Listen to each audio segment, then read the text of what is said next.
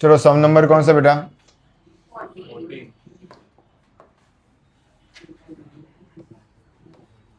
सम number 14। Adjustment से ही चालू करेंगे।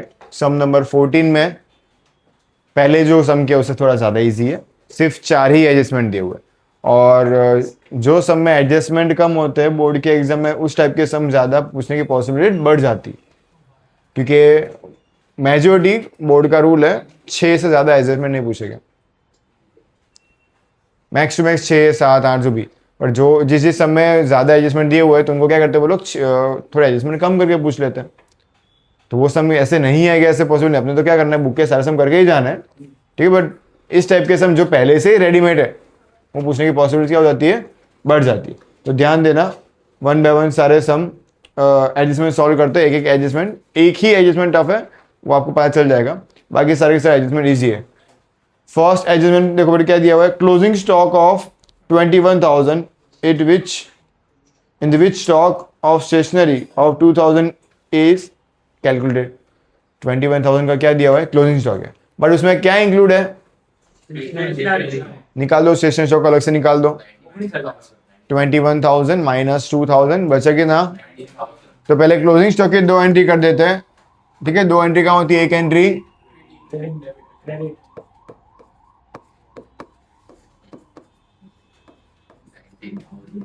19,000 ट्रेडिंग में क्रेडिट है, दूसरा असेट साइड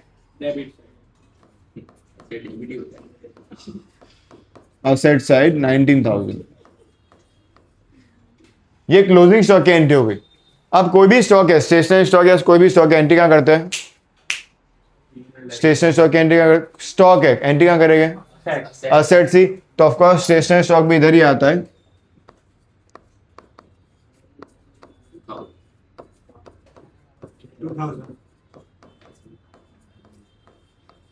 अब समझो स्टेशनरी स्टॉक का मतलब क्या होता है।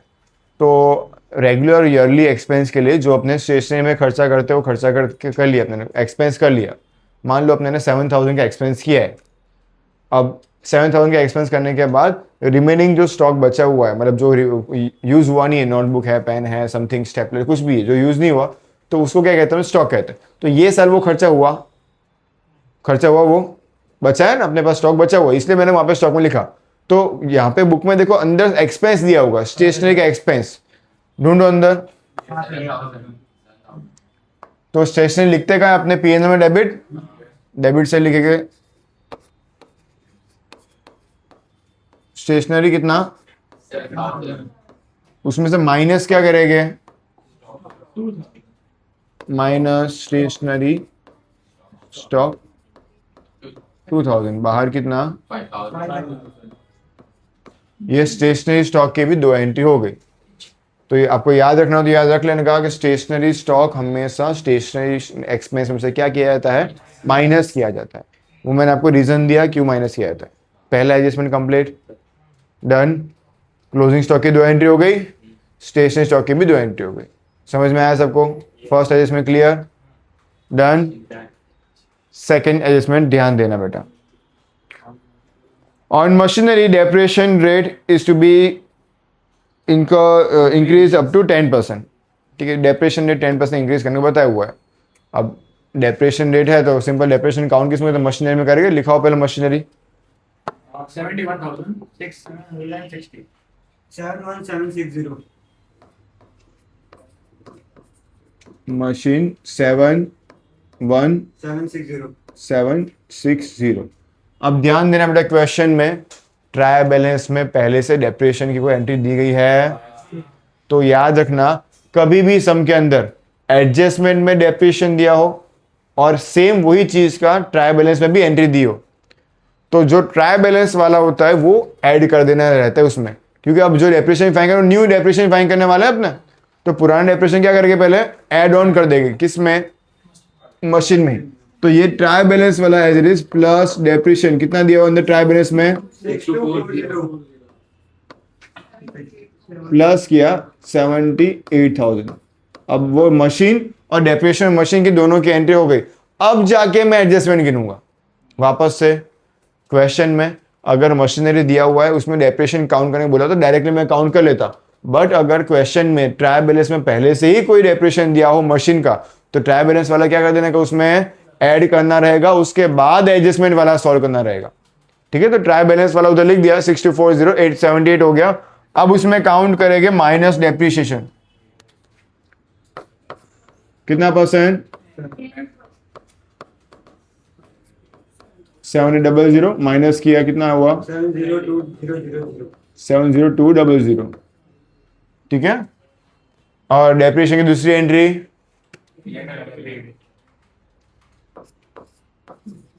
डेप्रिसिएशन ऑन मशीन, कितना, डन, समझ में आया, कंप्लीट। क्या याद रखना है, याद क्या रखना है बेटा, कि डेप्रिसिएशन अगर ट्रायल बैलेंस में दिया हो तो क्या करने का, पहले ऐड करना है, उसके बाद ही एडजस्टमेंट वाला काउंट करना है। चलो 2 एडजस्टमेंट कंप्लीट, कोई डाउट। थर्ड एडजस्टमेंट खास ध्यान देना बेटा, credit sale of 1000 is recorded in the purchase return book by mistake. था क्या सेल, गलती से कहाँ लिख दिया, परचेस रिटर्न में। तो इसके लिए एक रूल आगे आपको लिखवाया था, अभी भी याद कर लो। सेल की इम्पैक्ट किस पे होती है,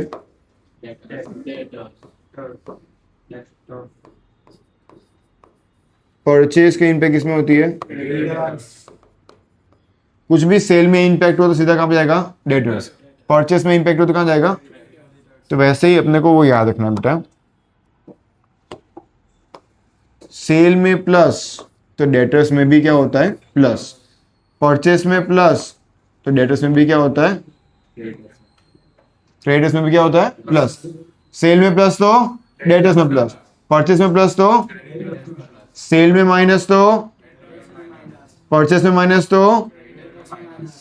ये रूल अपने को पता है, ये रूल सबको पता है। अब सेम अगर इसमें क्या हो, सेल रिटर्न हो, आइदर परचेस रिटर्न हो, तो उसका उल्टा करने का, सेल रिटर्न में प्लस तो डेटर्स में, सेल रिटर्न में माइनस, परचेस रिटर्न में प्लस, क्रेडिटर्स में, परचेस रिटर्न में माइनस। तो याद रखना, रिटर्न में कुछ भी इंपैक्ट हो रहा है, रिटर्न में कुछ भी इंपैक्ट हो रहा है तो उसका रिवर्स करने का। सेल है, परचेस है, तो सामने क्या होगा, as it is plus minus.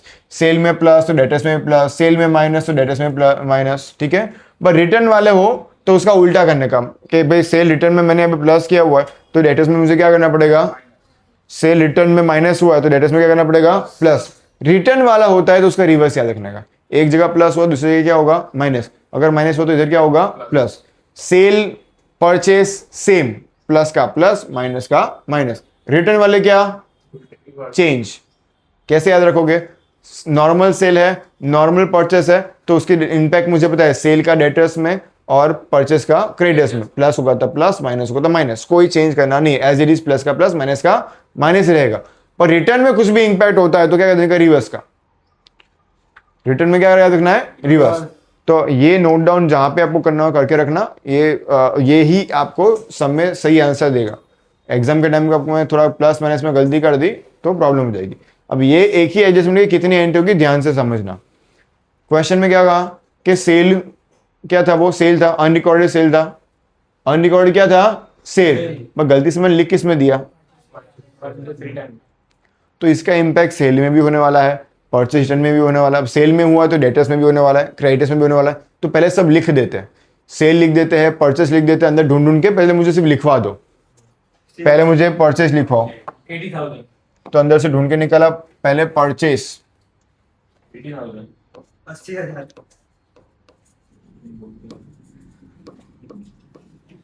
और sale, 1,20,000। Purchase return sale return भी लिखवा दो।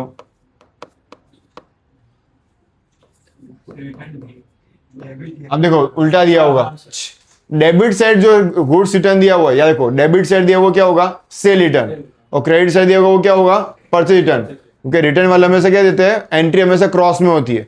तो डेबिट साइड अंदर बुक में देखो बेटा, डेबिट साइड जो दिया हुआ है गुड्स रिटर्न दिया हुआ है अंदर, कहाँ पे डेबिट से कितना दिया गुड्स रिटर्न, 3000 तो जो डेबिट साइड दिया वो क्या होगा, और जो क्रेडिट साइड दिया है वो क्या होगा, कितना दिया हुआ है, वहाँ पे 2000 यहाँ पे 3000 सर वहाँ पे 2000 है, यहाँ पे 3000।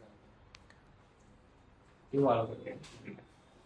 वापस देखो बेटा, डेबिट साइड कितना दिया हुआ है, sir purchase 2000 and sales 3000। Amount खाली हम करना।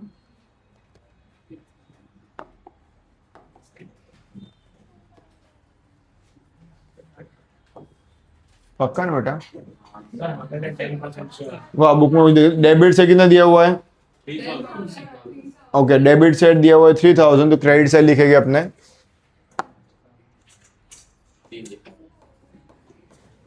और क्रेडिट से कितना दिया हुआ है 2000, तो डेबिट से कितना लिखेंगे,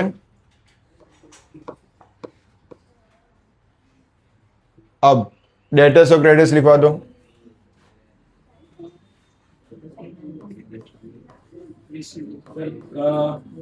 Data 79,000। Debtors क्या credit at 79,000। Table चलता है। हमें बाहर तो नहीं बोलेगा। ओके क्रेडिटर्स कितना 79,000। और डेटर्स 27,400। 27,000।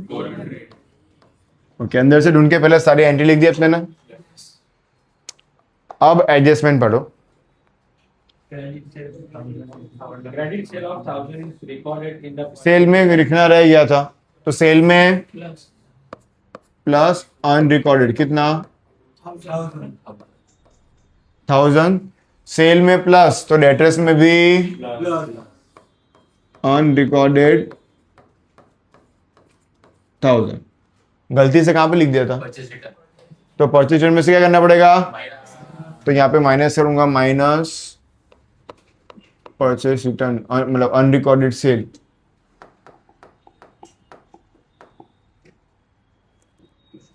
Unrecorded cell. अब ये कितना हो गया, अब ये परचेज रिटर्न 1000 हो गया। मैंने परचेज रिटर्न में से माइनस किया, परचेज में से माइनस नहीं किया। पहले परचेज रिटर्न 2000 था, माइनस अनरिकॉर्डेड सेल 1000 किया। अब देखो परचेज रिटर्न में माइनस, परचेज रिटर्न में माइनस, तो क्रेडिटर्स में plus तो यहाँ पे क्या करूंगा मैं, plus unrecorded cell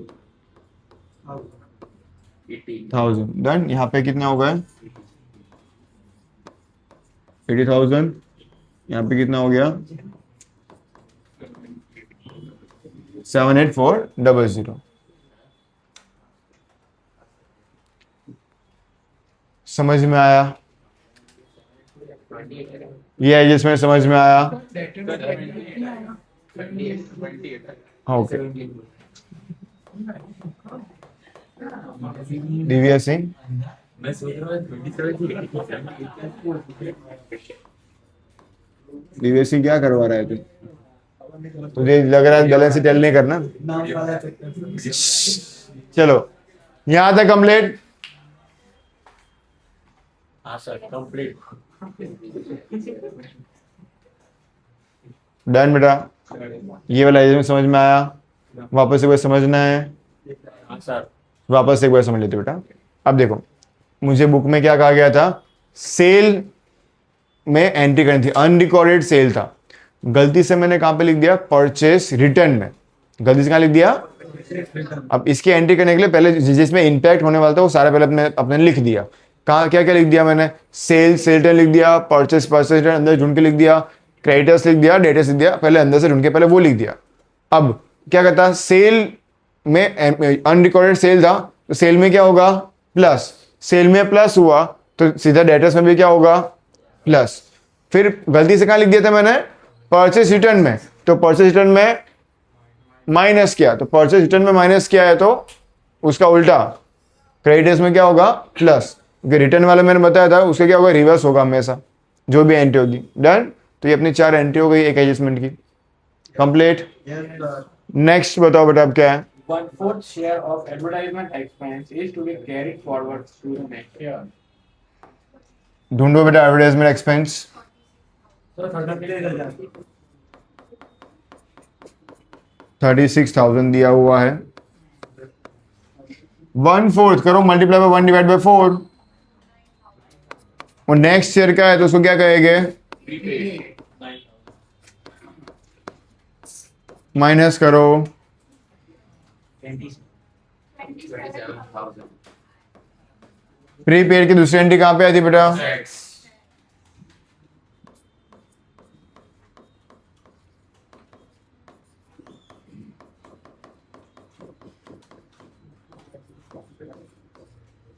done. 4 adjustment complete. Yes, sir. चारों के चारों समझ में आ गए। नेक्स्ट समझ में आया बेटा? Sir, पति है. अब एंट्री करते हैं। पहला कौन सा बेटा? ड्राइंग। कहाँ पे आएगा ड्राइंग्स?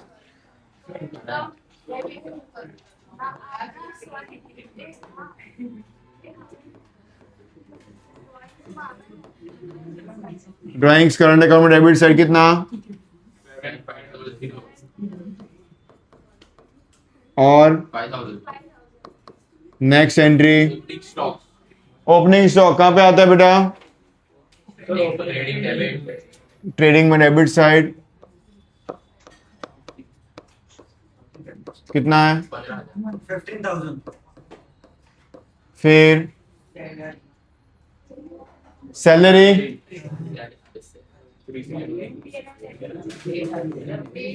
डेट दिया हुआ है तो अंदर लिखेंगे कितनी सैलरी कितनी है? 2,200 13,200। डेट कौन सी दी है? 28 टू। 7 अब समझो बेटा अपना साल खत्म कब हो रहा था? 31 3 को। डेट कौन सी दिया हुआ है? 28 टू। मतलब एक महीने की सैलरी देना बाकी है। अब कितने महीने की पे की है? मतलब उसने 11 महीने की पे कर चुका है, एक महीने की सैलरी देना बाकी है। तो हर महीने की सैलरी होगी कितनी? 1200 डिवाइड बाई 11। डिवाइड बाई 11 होगा क्योंकि 11 महीने की पे की है। तो प्लस आउटस्टैंडिंग 13,200 डिवाइड बाई 11 किया, कितना आया? प्लस किया, कितना आएगा? 1400 आउटस्टैंडिंग सैलरी की दूसरी एंट्री लाइबिलिटी साइड 1200। समझ में आया सबको? यहां पे ध्यान बेटा सैलरी कितनी थी? 13,200। डेट दिया था 28 टू। अपना साल खत्म कब होता है? 31 3। मतलब उसने टिल दी 28 टू तक सैलरी पे की है, एक महीने की सैलरी देना बाकी है। तो टोटल मंथ कितने होते हैं? 12। उसमें से एक मंथ बाकी है, माइनस कर दिया। तो अभी तक कितने महीने के पे किए? 11 महीने के पे कर चुके हैं। तो हर महीने का कितना ढूंढना है मुझे? तो क्या करेंगे? 13,200 डिवाइड बाई 11। तो हर महीने का कितना पे किया मैंने? 1200 पे किया, एक महीने का बाकी है। तो मल्टीप्लाई बाय 1, 1200 इंटू 1, 1200 ही आएगा। तो प्लस आउटस्टैंडिंग 1200 ऐड किया, 14,400। आउटस्टैंडिंग की दूसरी एंट्री कहाँ आती है? Liability side. ठीक है, तो क्वेश्चन में हर बार सीधे सीधे नहीं बोल देगा। ठीक है, हिडन एडजस्टमेंट है, थोड़ा अलग से बताएगी वो लोग। Done complete. Next Billing. 80,000 as it is लिख देंगे। बिल्डिंग 80,000। फिर वेजेस कहाँ पे आएगा? ट्रेडिंग में डेबिट साइड 1600 1600 फिर Insurance premium. इंश्योरेंस प्रीमियम कहाँ पे आएगा? इंश्योरेंस 1,800. 1800 फिर डिस्काउंट अलाउड डिस्काउंट अलाउ भी यहाँ पे PNL debit discount allow 3 two. 3,200.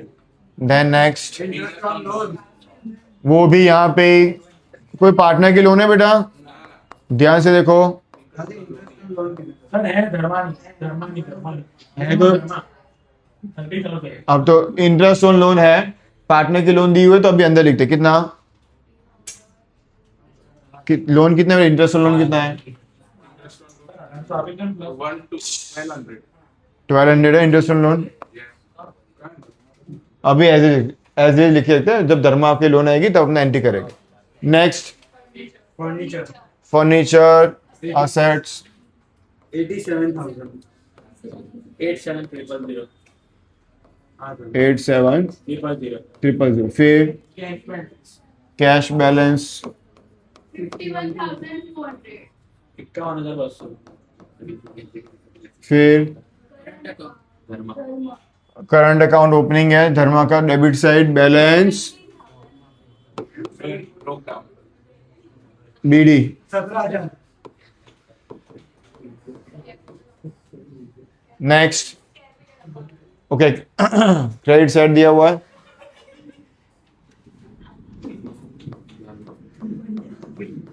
Capital account 1,40,000 1,40,000 Dharma 1,20,000।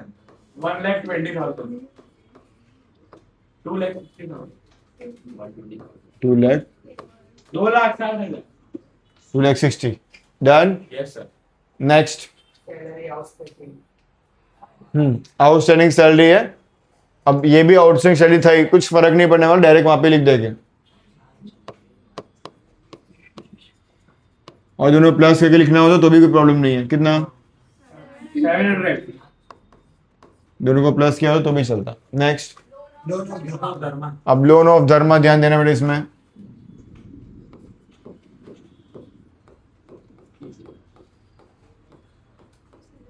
Loan of धर्मा सीधा बाल लिखता हूँ, कितना? 30,000।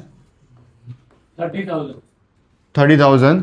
अब उसका पे इंटरेस्ट निकालो, कितना परसेंट बोला हुआ है? कुछ बोला हुआ है नहीं है, तो डायरेक्ट 6% इंटरेस्ट ऑन लोन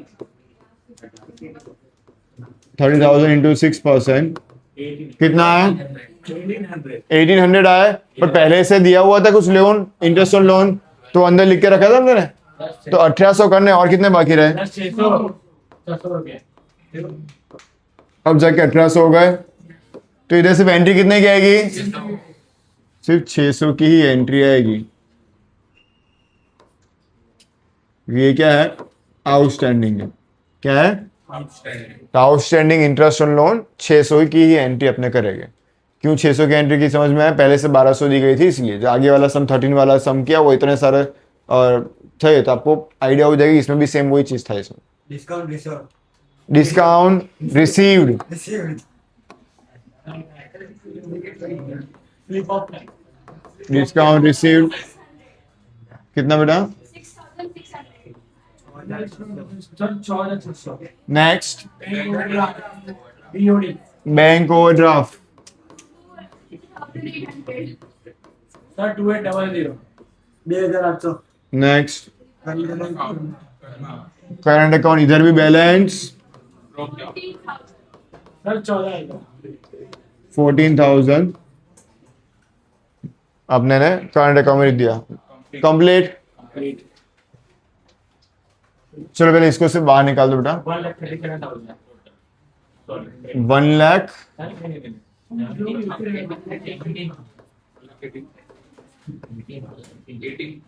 1,20,000 में प्लस 1,000 माइनस 3,000, सर 1 लाख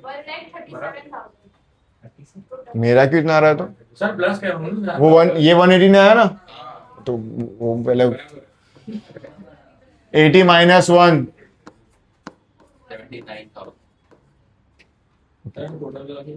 अब क्लोजिंग करते हैं। अब बताओ टोटल इसका। 1,37,000। 1,30,000 का टोटल कितना आ रहा है? 41,000 जीपी ग्रॉस प्रॉफिट इधर आएगा 41,400। अब इस तरफ दिख रहा है टोटल, इस तरफ ज्यादा है, इस तरफ का टोटल करना है बेटा। डेबिट से टोटल करो। 61,000 61 माइनस करो 13,000 13,000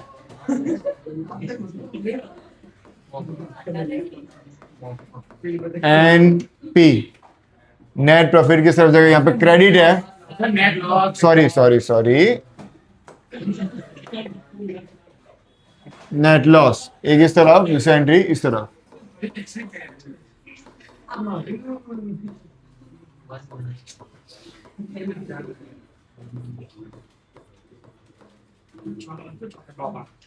डिविजिबल 6,500 रेशियो दिया हुआ है, ध्यान से पढ़ो बेटा, दिया हुआ है, ना दिया हुआ है। लिया हुआ है।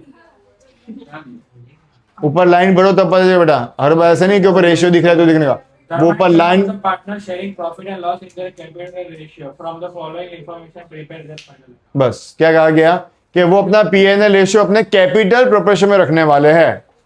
ऊपर क्वेश्चन में लिखा हुआ है क्या अपना वो रेशियो कौन से रेशियो में रखने वाला है? कैपिटल प्रोपोर्शन में। तो यहाँ पे ध्यान दो, कैपिटल कितनी थी दोनों की? 1,40,000, पीछे का 0 निकाल दो तो रेशियो क्या बन रहा है? 14:12। रेशियो क्या बन रहा है? 14:12। कैपिटल मतलब ये हुआ ना उनका। अब स्मॉल करे तो 7:6,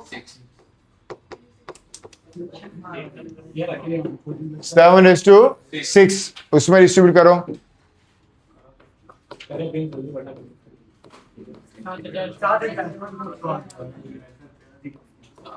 धर्मा कर्मा, ठीक है, 7 और 6 13 होते हैं बेटा। तो यहाँ पे इस तरफ है, इस तरफ आएगा डिविजिबल लॉस 7,000। इसमें इस तरफ टोटल ज्यादा है, इसमें इस तरफ टोटल ज्यादा है। पहले धर्मा का इस तरफ टोटल बताओ 500 कितना? 31,500 31,500।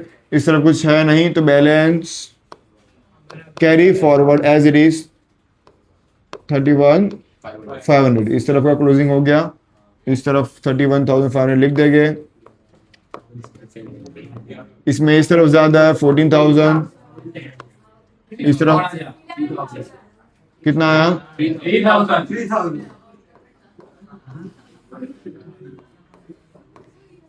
बैलेंस कैरी फॉरवर्ड, इधर 14,000 टोटल एज इट इज। अब ध्यान दो बेटा, यहाँ पे डेबिट से डिफरेंस आया किसका? कर्मा का। तो किस तरफ लिखेंगे? इस तरफ है तो इस तरफ करंट अकाउंट, नाम क्या है? कर्मा। एंट्री लिखने में ध्यान रखना बेटा, 3,000 इस तरफ भी करंट अकाउंट,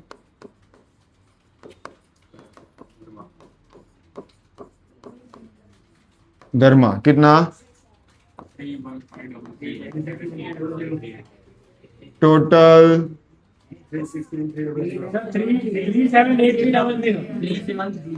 37। दोनों तरफ चेक करो बेटा, दोनों साइड सेम है। पक्का बेटा, दोनों तरफ टोटल सेम है। फाइनल चलो लिख लो जल्दी, चलो। Okay. Thank you so much for watching the video.